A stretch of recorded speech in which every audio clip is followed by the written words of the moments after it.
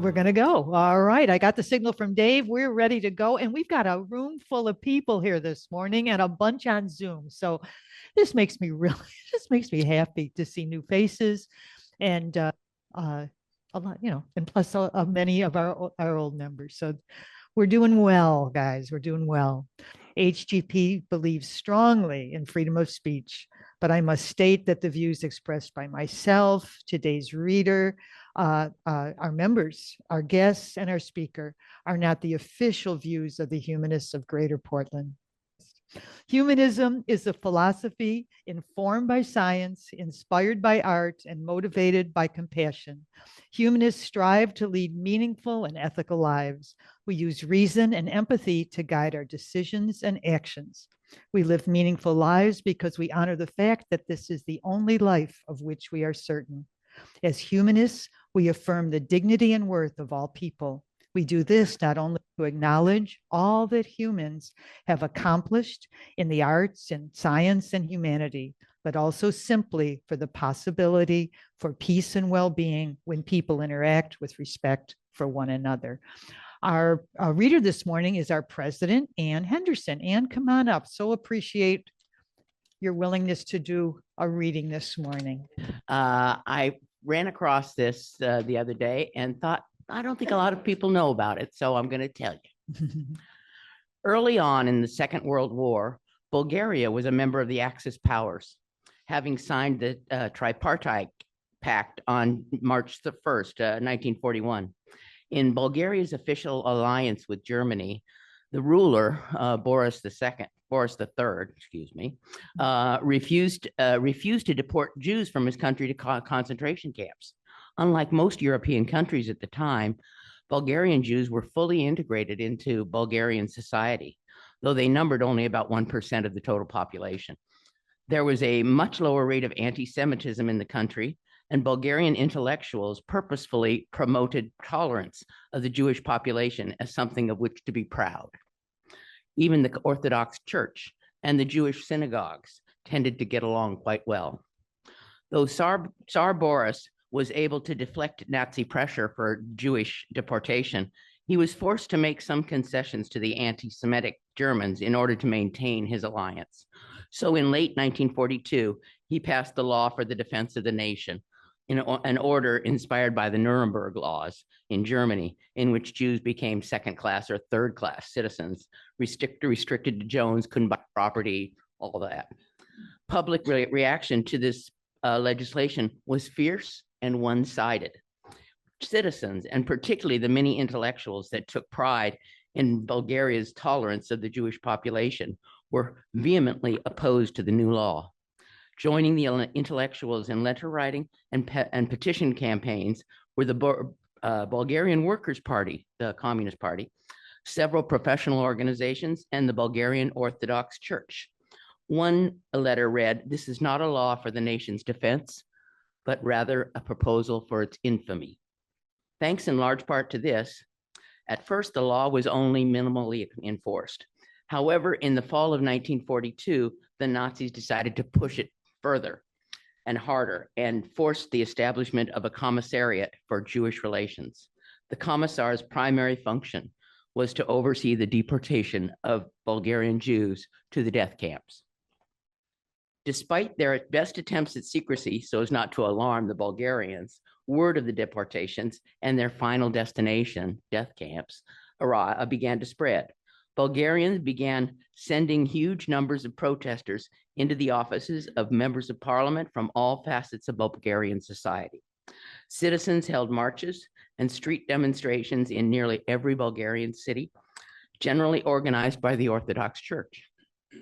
Many people threatened to lay across the railroad tracks to stop the trains from leaving with Bulgarian Jews. The damage to the deportation plan had been done. Though 9,000 Jews were gathered by train stations on the day of the scheduled deportation, the trains never arrived. Tsar Boris, despite immense pressure from Hitler, was unable to deny the will of his people. He claimed that the Jews were needed for work projects in Bulgaria and that he simply could not part with them at this time. Male Jews were sent to work camps, where they were treated fairly.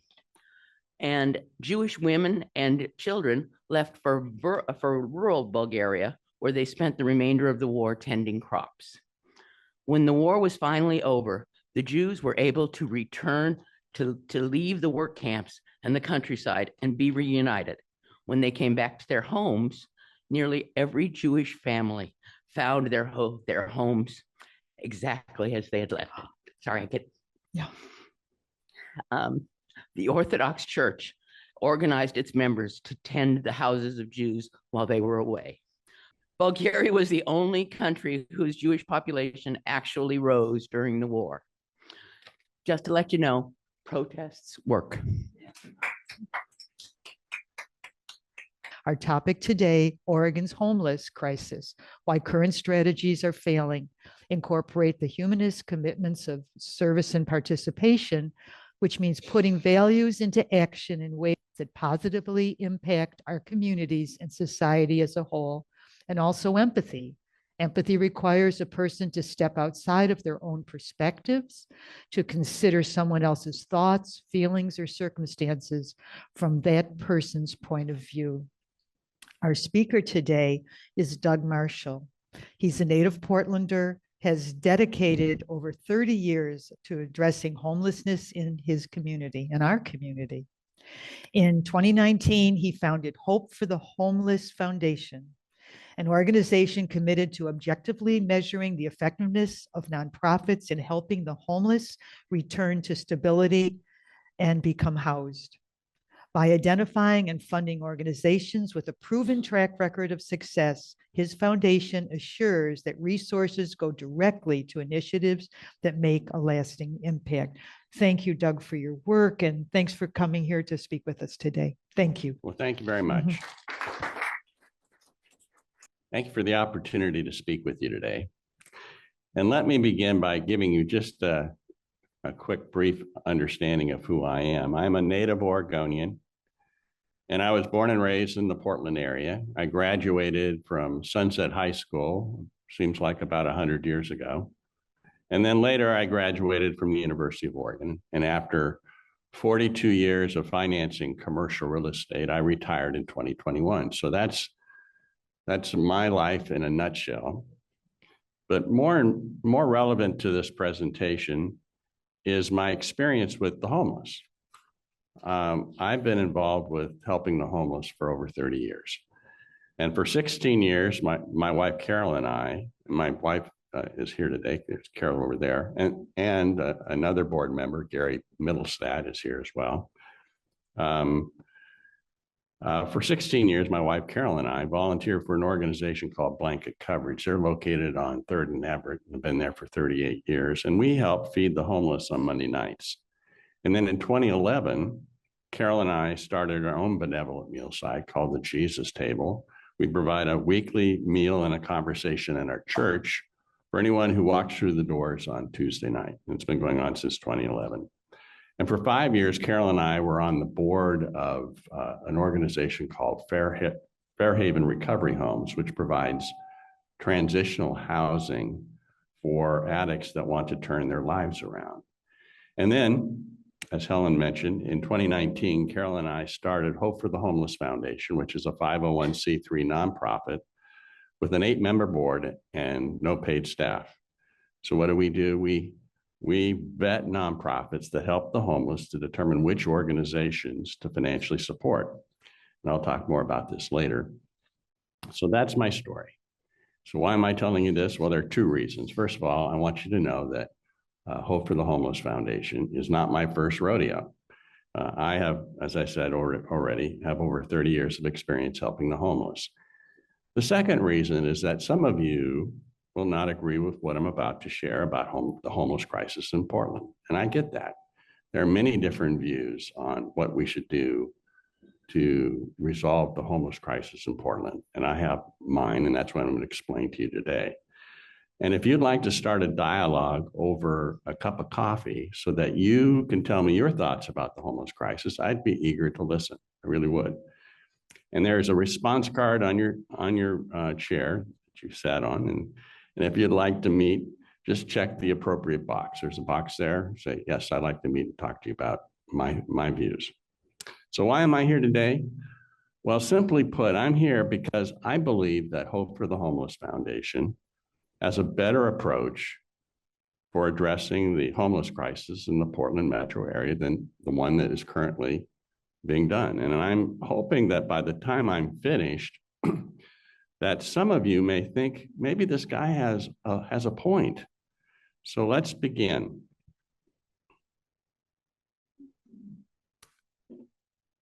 In 2023, the Tri-County area of Washington, Multnomah, and Clackamas County spent $531 million helping the homeless, which was a 70% increase over the prior year. That represents $71,000 per homeless person living in the Portland metro area. So the first question we should be asking ourselves is this. We spent all this money on the homeless crisis. How are we doing compared to other states on some key metrics, right? And before I show you this next slide, you need to understand these metrics don't come from an organization that is unsympathetic to the homeless or unsympathetic to the state of Oregon. No, these statistics come from the federal government and two reputable organizations on substance abuse and mental health. So here's Oregon's report card on 5 very important metrics. Okay, so here's the 5 metrics. And Oregon has the 3rd largest homeless population per 10,000 residents in the country, 3rd largest. Oregon has the highest rate of unsheltered families with children. We have the 4th highest number in unaccompanied youth experiencing homelessness. And the state of Oregon is ranked 3rd lowest in mental health. In other words, almost every other state in the District of Columbia are doing better than us when it comes to mental health. And finally, we are ranked 2nd from the bottom in substance abuse treatment. Now, as an Oregonian, these 5 metrics are an embarrassment. We can do better. We need to do better. So the next question we need to ask ourselves is this: are we making any progress in reducing homelessness? And here are the sobering facts. So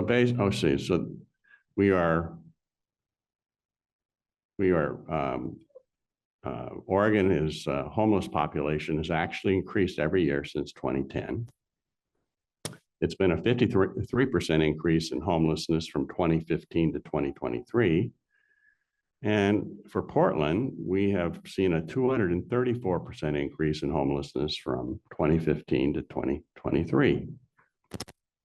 Okay, so based on these 5 metrics on the previous slide and our lack of success in reducing homelessness since 2010, if you were to give the state of Oregon a letter grade, ABC, whatever, what would you give as their letter grade? Yeah. Unfortunately, it's a big fat F. And so this begs the question, with all the money that has been spent on the homeless, why are we having such a business? And I don't think there's anybody in the room who would disagree that, yes, our results have been abysmal. And I believe there are 3 reasons why we've not seen an improvement in our homeless crisis. And the first one is that we have an emphasis on building expensive, affordable housing, and which, by the way, is neither affordable nor does. And I'm going to explain why. So the reason we're even talking about that as being the solution is because of a philosophy called Housing First. And Housing First started in the Bush administration in 2005.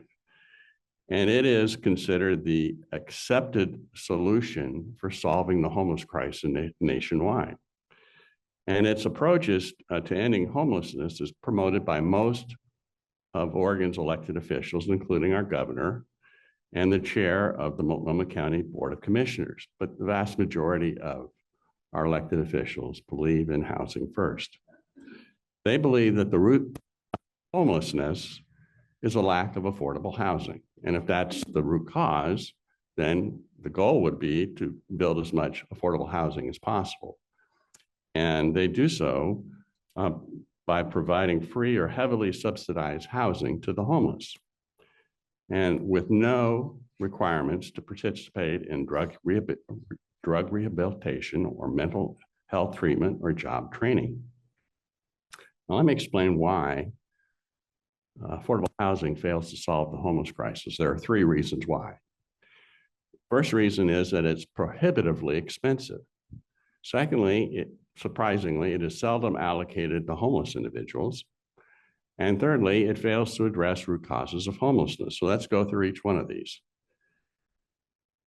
Okay, so I did a Google search just recently, and I tried to find out all the affordable housing projects that are recently completed, underway, or planned. And these are the 7 that I came up with. Now, I'm not sure if that's a complete list, but those are the ones I could come up with. And I want to tell you that I didn't cherry pick to try to find the ones that had the most egregious examples. I just added them all together, okay? And you can see of the 7 projects, total cost is $590 million. Number of units is 779. And the average cost for building one apartment unit, affordable housing apartment unit, is $629,000. Yeah, $629,000. Now I want to, that's a large number. So let's compare it to something that will give us a better idea of the context, just how much that is. So the median price of a single family home in the Portland area is $506,000. So affordable housing is 125% more expensive than a single family home.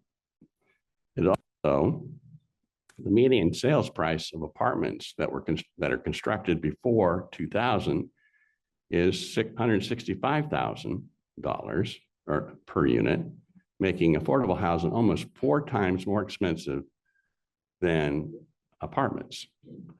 And if the state of Oregon wanted to end homelessness by constructing the 13,000 apartment units to house all the homeless, it would cost $8.2 billion, which is equivalent to 42% of Oregon's annual budget. So you can see that affordable housing is egregiously expensive. But the greatest issue we have with affordable housing is not how costly it is. No, the greatest issue is that affordable housing is seldom used to house the homeless. So how can our elected officials say that affordable housing units are being built to benefit the homeless? Well, it just depends on how you define homeless. Their definition of homeless is watered down to include housing insecure. Now, people who are housing insecure are defined as people who are one paycheck away from losing their housing. And by this definition, 40% of the American population is housing insecure. So their definition of homelessness is so broad that it's almost meaningless. And that's how they can say that affordable housing is being built to house the homeless. Our definition at Hope for the Homeless Foundation is very simple. You're living on the street, you're living in your car, or you're living in an emergency shelter. That is our definition of homeless. So let's talk about the next one. Next slide. Affordable housing seldom houses the homeless. The exorbitant costs of constructing affordable housing results in a shortage of housing stock. And I don't think anybody here would disagree that we have a shortage of housing stock. Limited availability almost allows apartment owners to choose low-income individuals or families who are at risk of homelessness but are still housed, rather than those living on the street.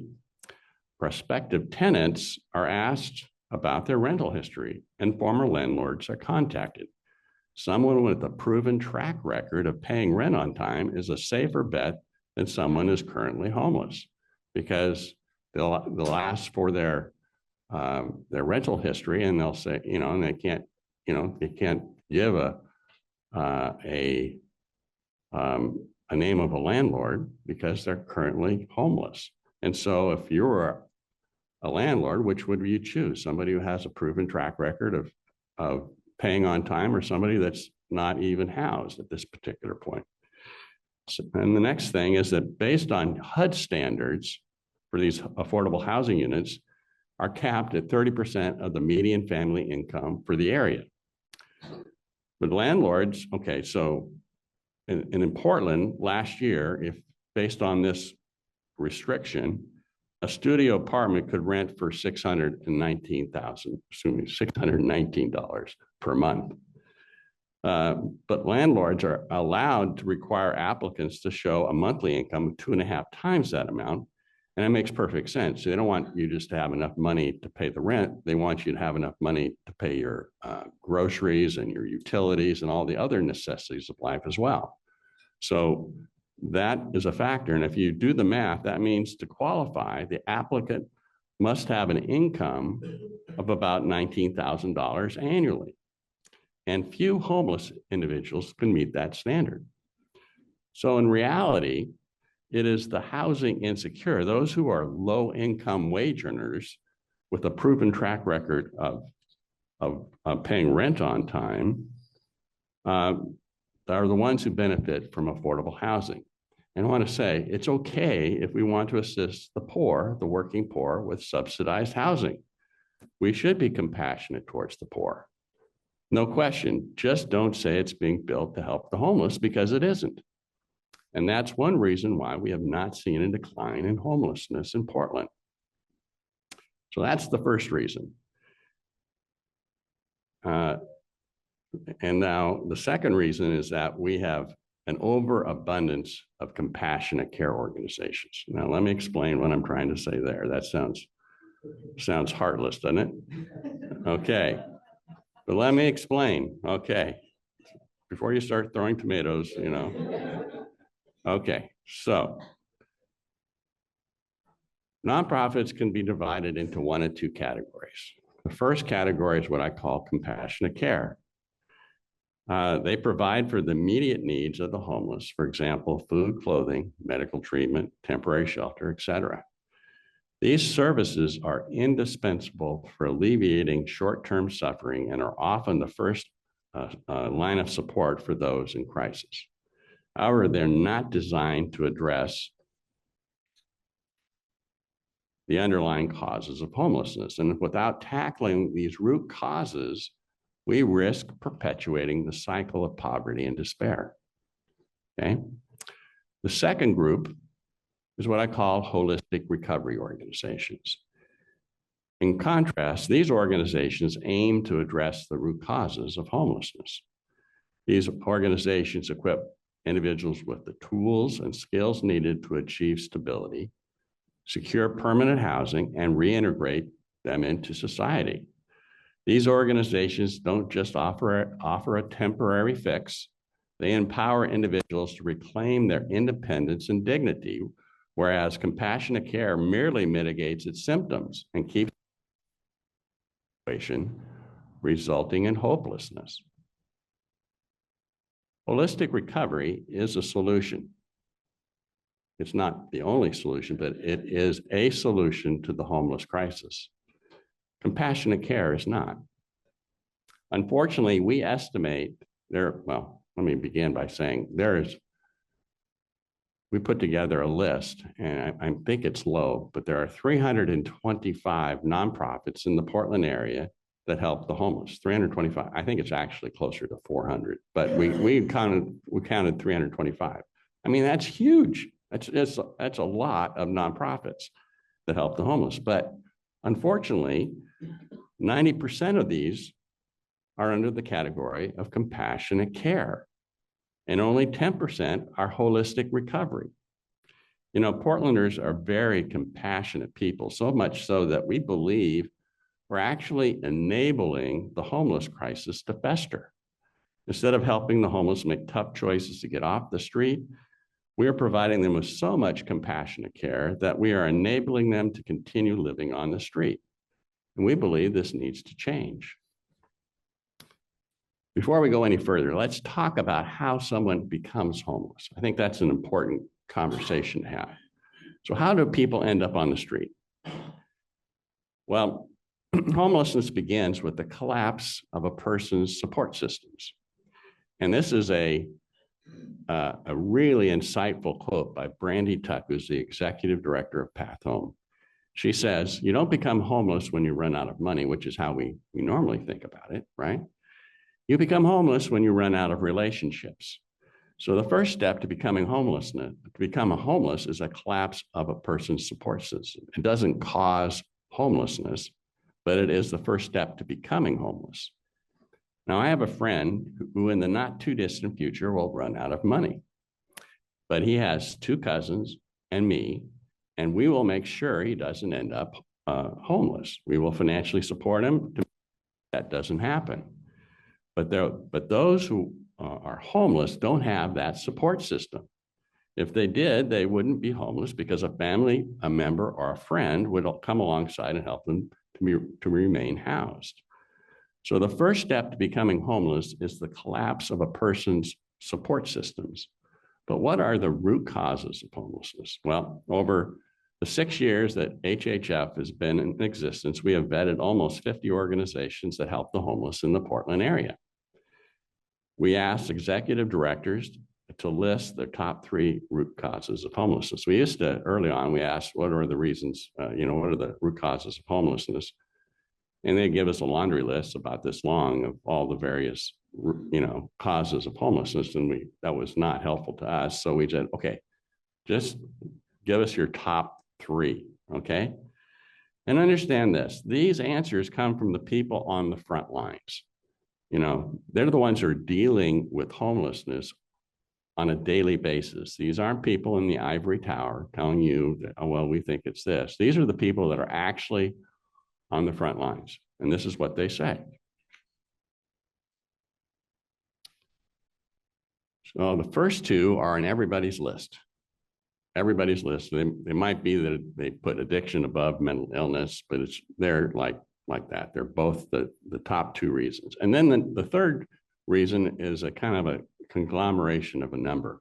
For example, trauma could be women and children fleeing domestic violence. That's a form of trauma. It could be veterans suffering from PTSD. That's a form. And it's adults that are still feeling the effects of childhood trauma, maybe sexual abuse or physical or emotional abuse. And they're even as adults, they're dysfunctional. And then the final one is chronic unemployment. I'm not sure that is a root cause. I think it might be a symptom of the first 3. But that's what the executive directors have given us, okay? So let's talk about holistic recovery for a minute. Holistic recovery really follows a 3-step model, and each organization has their nuanced differences. But generally they follow this 3-step model. The first step is they provide transitional housing. So there's somebody on the street, they get them off the street, they put them into a structured environment where there's a curfew and they have to wake up at a certain time and they have chores and they have a list of rules to be a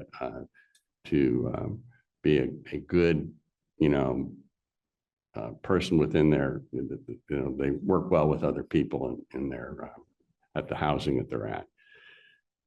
So that's what the first step is, provide that transitional housing. The second step is they each get a case manager, and that case manager has interviews with the individual, and they try to find out what right now is causing them to be homeless. And they identify whatever issues they might have, and then they put together a plan to solve those particular issues for that individual. And usually this phase lasts anywhere from 6 months to 2 years, depending on which organization you have.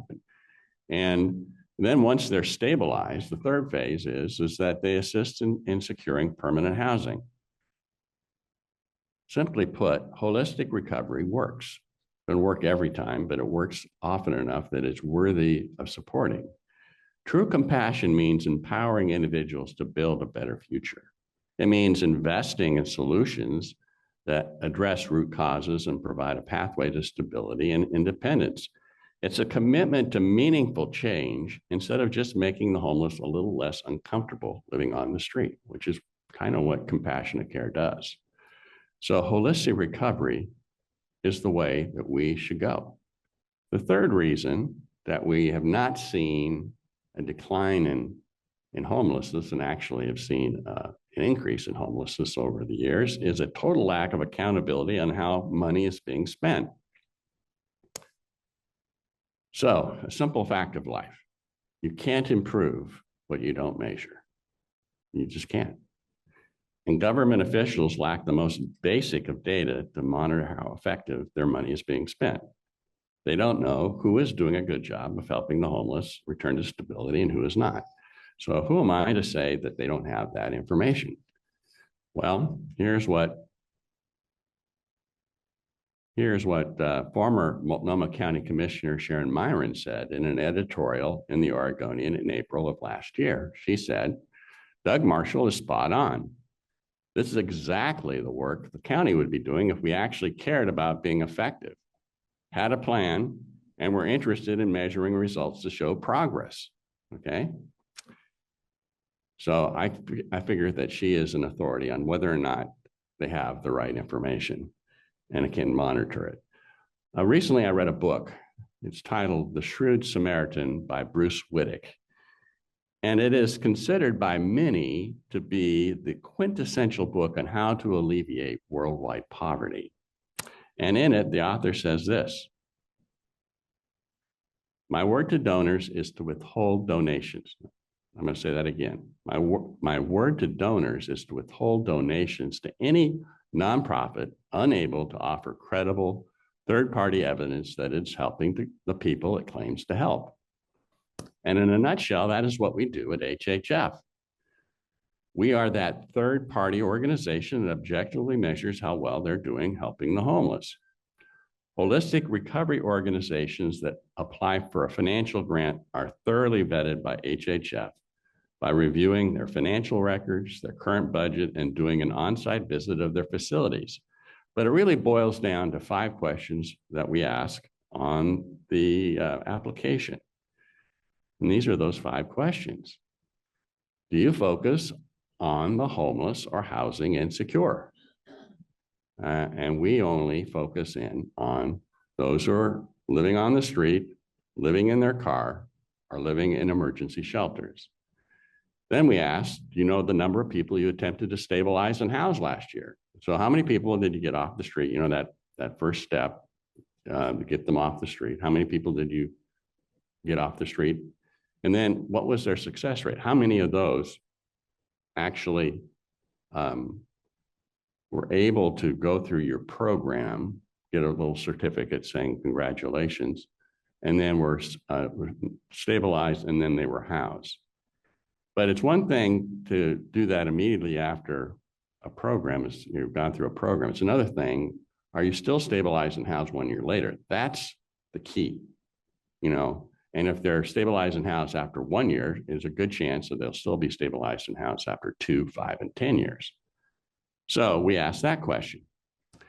And then we asked, what is the average cost of a person stabilized and housed? What is that cost generally? So let me see if I've followed my outline here. Yes, I have. How about that? So what I'm going to show you next is an example of one that we asked those questions of. And this is the organization is called Do Good Multnomah. And they're an awesome organization, obviously located in Multnomah County. And during our 6 years of existence, we have vetted 47 organizations, and we've approved 20, and they're one of them. So the first question we ask is, what's your budget? And their budget was $2.9 million. They target chronically homeless veterans. Somebody who's chronically homeless is someone who's been living on the street for a minimum of 1 year. And then we asked them, well, how many did you attempt to help? And they said 208. And they were successful in that year of helping 98. So they had a success rate of 47%.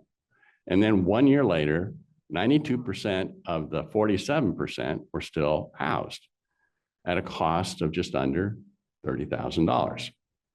So this is what we do with the organizations that we vet. And what I'm going to show you next is I'm going to show you a one-page list of this information for 20 organizations that we approved. Now, for most of you, that's going to be like impossible. You're going to get all Twitter-pated because, oh my gosh, look at all these numbers. But I'm going to do it anyway because there's two numbers at the bottom that are highlighted in red. We're going to talk about those in a minute. So here are the 20 organizations, and they're just listed in alphabetical order. They're listed from, I think I can do this. Let's see if I can. I did. How about that? Agape Village, which is at the top, down to West Women and Children's Shelter at the bottom. And that's the exact same information that I showed you with Do Good Noma, but I want to focus in on the numbers at the bottom. So we're going to do that next. So these 20 organizations in the year that they were vetted, got about 2,400 people stabilized and housed. That's not a small number. And they did it at an average cost of, let's just say, $12,000, okay? So you think about that, $12,000 to get one person stabilized and housed, certainly less expensive than building $629,000 housing projects, okay? Let's see if I've done everything I'm supposed to do here. So, oh, another thing, yeah, there's, I'm glad I looked down. By the way, I've never had an executive director say to me something like this. Well, we were able to stabilize that individual, but because we couldn't find any affordable housing, we had to throw them back on the street. This never happened, okay? And there's a reason why. We talked about there's two forms of governmental assistance for rent programs. The one we talked about is affordable housing. That's a project-based subsidy program. But one that's far more well-known and successful is a tenant-based subsidy program called Section 8 housing. And they receive a voucher and it defrays the cost of that unit in a market rate apartment, okay? And almost all graduates of holistic recovery organizations find housing through vouchers. Some might find that they might go back to family and friends and find housing that way. Others might actually make enough money that they can afford their own market rate apartment. But I can almost guarantee you that none of them get it through affordable housing, none. So the reason why this works is because of the Section 8 housing program. And I want to go through the advantages of that right now. So the advantages of vouchers over affordable housing is this. Vouchers require no large upfront costs. You don't have to build these very expensive projects. It doesn't result in site selection headaches. People saying, I'm not in my backyard. You're not going to do that. It doesn't have the stigma of public housing because the people who have a voucher are spread out through market rate apartments. And because of that, there's a much better social integration of the low-income tenants. They're with other people of different socioeconomic standards that are higher. So those are the advantages of Section 8 housing vouchers over affordable housing. So I want to wrap this up. You know, you've been a great audience so far. Oregon stands at a crossroads. Will we continue with the status quo of pouring resources into an unsustainable model that doesn't alleviate homelessness? You know, are you willing to continue with the same approach? You know, it reminds me of the quote by Tony Robbins, if you do what you've always done, you'll get what you've always gotten, you know? And we've all heard the definition of insanity, doing the same thing over and over again, expecting different results. You know, for those of you who believe that building more affordable housing will solve Portland's homeless crisis, at what point will you say, you know, maybe this just isn't working? How many more years will you support this failed approach? Or, as an alternative to Housing First, we can embrace change by financially supporting holistic recovery organizations and demanding from them measurable outcomes. The time to act is now. Together, we can rewrite Oregon's history from one of despair, which is where we're at right now. Everybody's giving up hope on this homeless crisis, to one of hope and resilience. You know, every dollar spent, every policy enacted, and every action taken must work toward a future where no one is left behind. And, you know, thank you for the opportunity to speak with you today. You've been a great audience.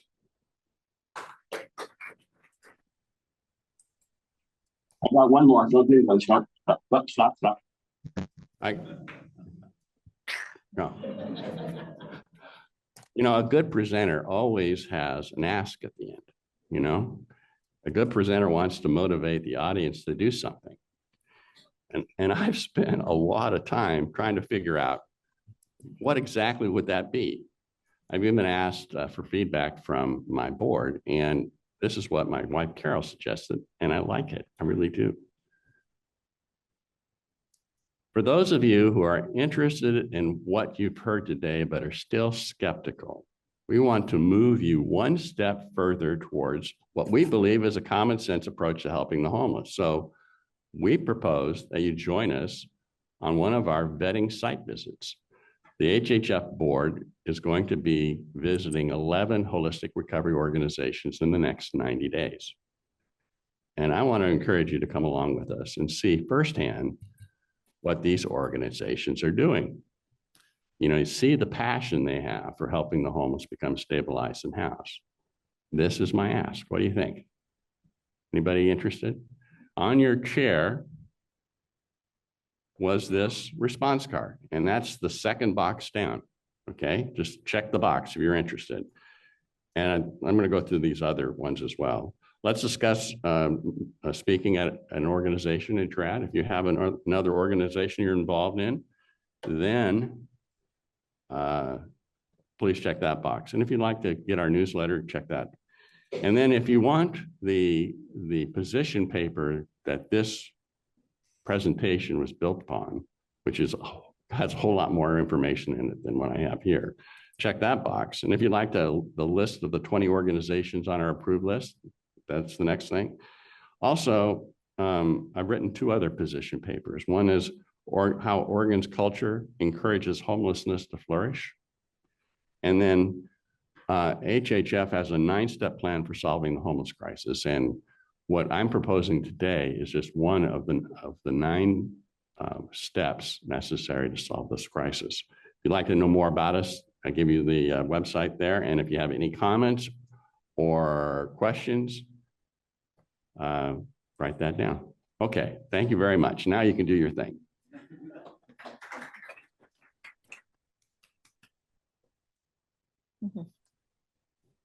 Doug, thank you. I want to quick ask, I'm seeing the Zoom audience is wanting how to get the form that you've passed out here at.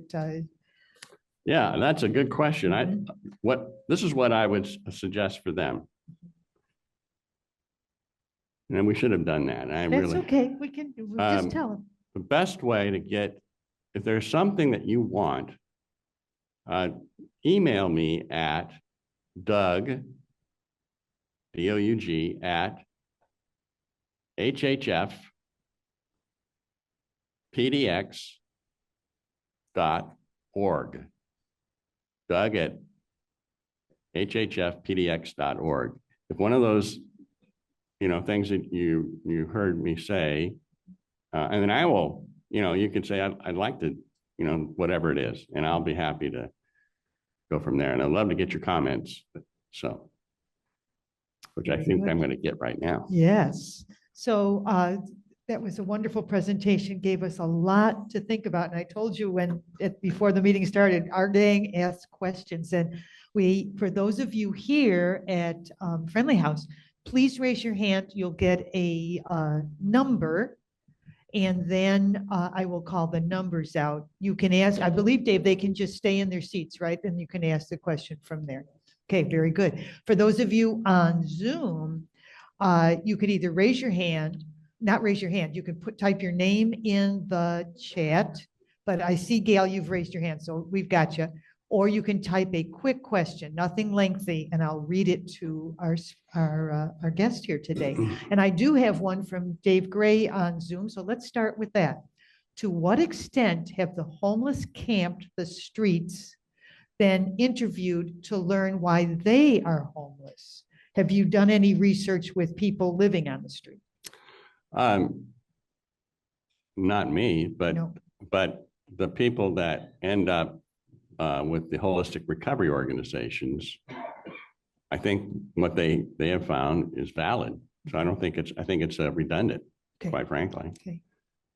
Shouldn't be any different from what they've experienced. Okay, do we have speaker or questioner number one here? Someone that has the one. Okay, Ann, that's you. I was just wondering, sorry, about the Section 8 vouchers. You know, that's the best thing to do. They're federal, and I just wonder, with this current administration, it's always been, you always have had to be on the waiting list. I've had a couple of folks that have been on it for a long time, but now with the current administration, what's going on there? Do you think that that's going to change to the worse? I don't know. It could. The other thing that's interesting, though, to kind of answer your kind of a tangential question to you, is that for some reason the nonprofits have first right of those vouchers. They do. So if you go through one of these organizations, you're not going to, it doesn't take, I know I've had friends that it's taken 2 or 3 years to get, but they take a month, they can get it. So yeah, as I said, I've never had one person who's gone through the program and then it's kicked up, they can't find a voucher and they end up on the street. So I don't know how they do it, but they do. They have enough. Yeah. Okay, Gail is from on Zoom. Gail, can you come in and ask your question? We've got lots of questions, folks, so I'm going to be pretty strict about ask a question. And sure. I actually, Ann, she asked the exact question I was going to ask about the Section 8 and the federal changes on the federal government right now. But I did have another thing.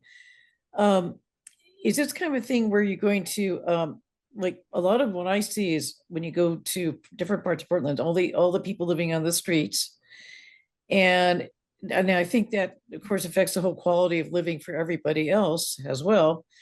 And I think most of us want to see those people get into some kind of housing as quickly as possible, or mainly off the streets as possible, and in some kind of improved situation. So to get these people into these holistic treatment programs, which sound like they're a good solution, is there a way of forcing them into that? Or is it the kind of thing where legally, is there some kind of option? Like I know now there have been changes. Go ahead, Gail. I'm trying to find out if there was some way of making them, how do you force them to get into this program? Because a lot of these people don't want to get treatment and are so mentally ill. And so you've asked your question. Stop. Okay, go ahead. Well, I appreciate the question, and the answer is no. There is no way that you can force them to. But that's a really insightful, because the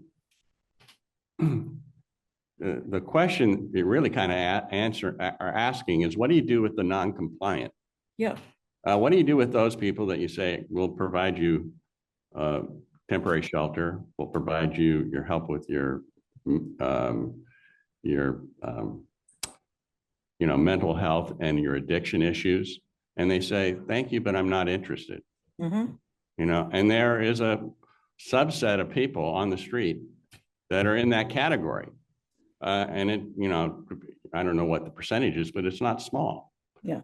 And that is why the mayor's plan to get unsheltered homelessness under, you know, control by what he's trying to do will force the hands of those who are in that category. Because once you have enough shelter beds for everybody that's on the street, they are then in a different category. Right now, technically we can't do anything about it, but once they have shelter for everybody, then you can enforce vagrancy laws. And once you enforce vagrancy laws, historically it's been found that a third of the people will end up going to the shelters. A third will go back to live with family and friends, and a third will leave. And that's why it's so important that the mayor's plan is implemented and is successful. Thank you. Thank you. Questioner number 2 here at Friendly House. So you said your vetting criteria solely goes towards those that are actually experiencing houselessness. Some of your data showed that like there were quite a few organizations that were saying it costs at least 21,000 or more to get people off of the street. We had another group come in, the 99 Girlfriends, and they explained to us that like the average is around $21,000, which makes sense from some of your data. I wouldn't disagree with that. In fact, I think even 21,000 would be low. So that I argue with that at all. They went on to say that for those that are experiencing housing insecurity, that it costs roughly around $3,000, around 7 times less to help someone that's experiencing insecurity versus someone who's already on the street.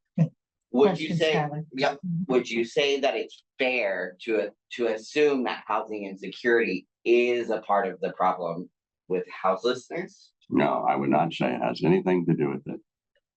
Even though it would save us 7 times less money to help those. The question with housing insecurity has to do with, has your support system failed you? And if it hasn't failed you, we should just leave well enough alone. So I'm not in favor of supporting somebody that's currently housed. I'm here to try to get the people that are living on the street right now off the street. That's where we should be focusing our time and effort. Okay, thank you. I have a question from Zoom. How do we compare Oregon, I think Oregon's with recovery programs in other states? Give me the question again. How does Oregon compare with recovery programs in other states? And that was from Joyce. If you need a clarification, she can come on. I don't know. I don't know where I could even get that information. It'd be really interesting to know, but I don't have any information on that. Okay. All right. We have questioner number 3 here in the Friendly House. 531 million that is spent on affordable housing. I'm assuming you've been in contact with the politicians who keep pushing that agenda forward. What do they say to what you're sending to us today? What do you get? Well, first of all, that 530 million is not just for building affordable housing. It's everything that we've done in the Portland metro area. So, you know, it could be anything. And it was put together by a guy named John Taponia, who's out of Echo Northwest. And he went through the process of trying to find out where all the sources of money were and where they went. So that's how that number came up. But the people that are housing first won't talk to me. So, you know, the only ones that will talk to me are the ones that, you know, kind of like either they're neutral or they're definitely in my camp. And I have never had a conversation with the governor. I've never had a conversation with the chair of the Multnomah County board. or a lot of those other individuals, they won't, I would love to speak to them. If you know somebody, I'd be happy to. Yeah. I guess I don't understand. I'd love to ask them, why did they think it's going to work this year when it hasn't been working since we've been doing it? I mean,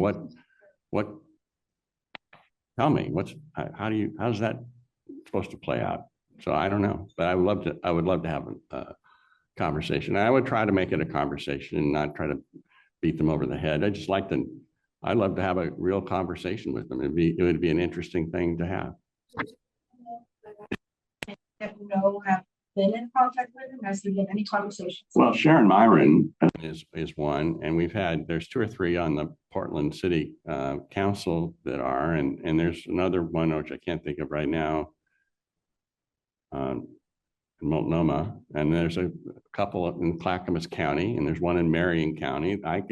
There's about 6 or 8 of us there that I can say right now, but there's probably more. I would love to speak with I would love to make a presentation to the Multnomah County board. I'd love to make a presentation to our Portland City Council. I'd like to make it to the state of Oregon, down I would just make my day, be able to do that. Thank you. I have a question. Sure. And I'm going to just butt in. You have the authority to That's do right. that. But how are these organizations that you vetted and they're doing so well, how do they get people into mental health treatment? It's very difficult. Yeah. There's very limited help. So the vast majority of the organizations that I mentioned really focus on a lot of things, but they focus on addiction, which is a big one. And they focus on like life skills and things of that sort. There's a certain percentage of people that it's generational poverty, and their parents were homeless and they've been homeless. And so surprisingly, they help with the life skills that we take for granted. So they help with a variety of things. Mental health, the best they can do is try to refer out because they're not qualified, but they can allow the person to stay with them until things are happening, positively. But there's so little help with mental health right now in the state of Oregon. It's true. One of the biggest mistakes we ever made, and I know it was a well-meaning, but was when we got rid of our state hospital, Damish.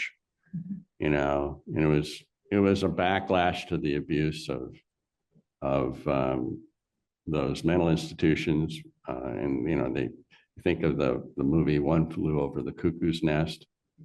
Well, that's another story. And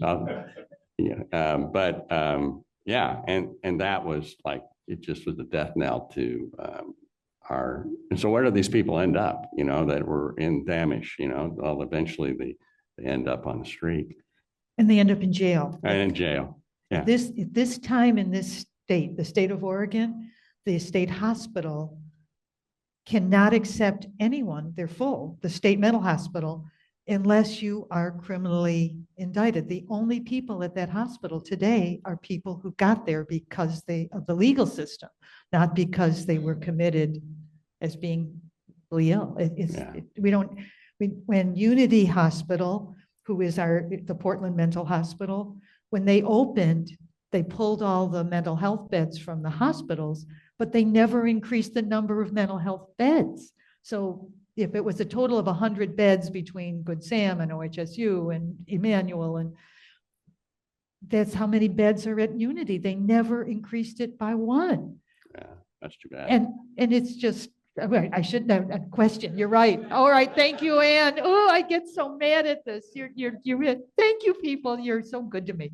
But anyway, we have question number 4. That's right. My question actually goes along her lines. So you're looking at the organizations that are trying to fix the homeless problem, and they are, I'm pretty sure, consistently outsourcing the drug treatment and the mental health issues that other organizations? No, they are the mental side. And on the drug treatment, they're doing it in-house. Oh, okay. So I guess my question is, when it is outsourced, is there someone doing what you're doing with the organizations, the mental health? No, that's I'd love to, that I really don't have a good feel for. I would love to have a better understanding of who those organizations are and what they do. I think that would be kind of like the missing piece for me. And we need to increase our mental health beds in the state of Oregon dramatically. I mentioned on that checklist a 9-step plan. Well, a 9-step plan, one of those 9 steps is that we need to, there's things that we can do for mental health. And I identify 2 things. We should be able to what's the right word? I'm getting off track a bit, but we should have the ability to bring them before a judge and get them incarcerated is not the right word, but taken off the street without their consent. And right now, the way they have it written is almost impossible to get somebody off the street. And yet it's in their best interest to get them off the street. We're not doing it to harm them, we're doing them to help them. And the way the law is written right now, it is almost impossible to do it. And then secondly, we need to increase the number of beds, mental health beds for those individuals. Right now, we're woefully lacking, as it showed in that one of those 5 metrics, talking about mental health, and we were like third from the bottom. So we have a long way to go in that area. Thank you. Questioner number, I think we're at 5. Questioner number. Yes, sir. Yeah, go ahead. Yes, you mentioned that Portland has an overabundance of compassionate care organizations that are perhaps even facilitating living on the street. Is there any way to shift funding from compassionate care organizations to holistic recovery organizations to try to address that balance? It's a very good question. And I might get into trouble here because, the humanist group would probably agree with the policies right now for the Multnomah County area. See, to my knowledge, none of we have the 20, about 2/3, 3/4 are faith-based. And they don't get Zippo from the county because they're faith-based. And yet they're doing really good work. And I think that has to change. I think that we just have to tolerate those people that have a different view of life. For example, I am not a humanist. I'm a Jesus follower. I don't consider myself, it's not a religion, it's a way of life for me, okay? And that's my motivation for doing what I do. And there are a lot of organizations out there that are very compassionate, and they are not only compassionate, but they are very passionate about what they do. And they do a great job, and we should be funding them. And we're not. And that's sad as far as I'm concerned. My understanding is that as long as organizations do not actively promote their faith as part of their treatment. But that's who they are. And it's like you're tying their hands, and yet they're doing really good work. And they just allow them to do what they do best, and they do a very good job. I have to say something here. I am a humanist. And I work occasionally with Open Ministries Vancouver. Yeah, they're outstanding. And they work great, and they will accept donations from humanists. Open house trees is amazing. And you just have to, and one, you know, again, we're going to be visiting them in the next 90 days. I'd encourage one of you who doesn't think that we should be financially supporting a faith-based organization, come alongside and see what they do. I think you'd be extremely impressed, but that's me. Okay. Oh, I guess the other part of your Question. or the answer to your question is that, you know, I talked about we should, you know, we have way too many compassionate care, but just think of it as a pie. Right now, the holistic recovery organizations get a very small percentage of that pie. Assuming it's the same dollar amount, I'm just saying let's just increase the pie towards more holistic recovery organizations. We still would have plenty on the compassionate care side. And that means individual donations, which is where most of these organizations get their funding from, is individual donations. So you could give right now to one of these organizations. Okay, Doug. Questioner number 6. Yes, sir. You said that there would be a percentage of the people on the streets who don't want to go into your programs. Right. The experience, well, when you get the people into the programs and they don't want to be there, because you're gonna give them strong incentives to get into your program, and they don't want to be there. No, they have to be. It's all voluntary. So if they don't want to come, nobody's going to force them to come. Okay, but then the experience is that if you do your treatment on a mass basis, it becomes, as on a very large scale basis, it becomes a workhouse, and workhouses don't work. That's experienced for a long time. Nobody wants to go into the workhouse. No, let me say something that's probably going to irritate you. I think you have a voice, and because I think you're supposing something that doesn't necessarily have to happen.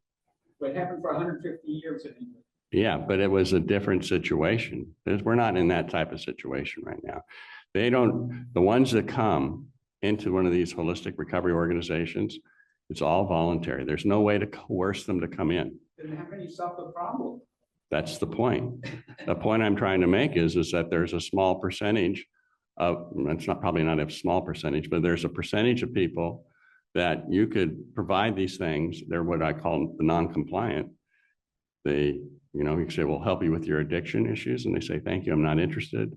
We'll help you with your mental health. And they say, thank you, I'm not interested. We'll help you with providing you some temporary shelter. And they say, you're not interested.